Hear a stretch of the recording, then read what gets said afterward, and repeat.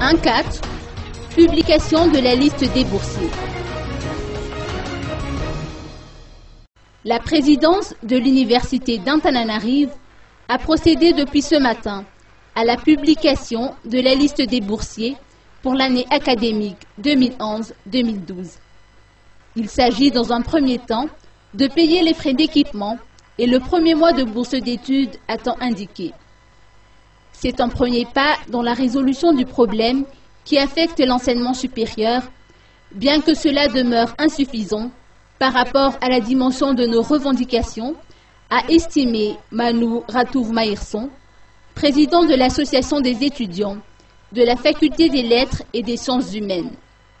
Pour dire qu'il n'est pas satisfait, notre interlocuteur a expliqué que le président de la transition s'est engagé à débloquer 5 mois de bourse d'études.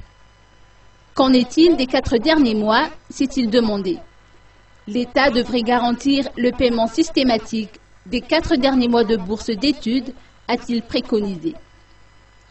Le personnel administratif et technique de l'Université d'Antananarive, pour sa part, n'a pas perçu de salaire aujourd'hui, contrairement à l'annonce faite par le président de l'Université d'Antananarive hier.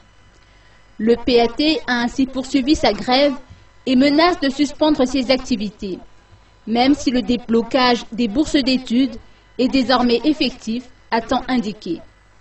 Ces employés ont observé une grève depuis le 30 octobre dernier pour réclamer le paiement de leur salaire du mois d'octobre qu'ils doivent normalement percevoir à partir du 22e jour du mois.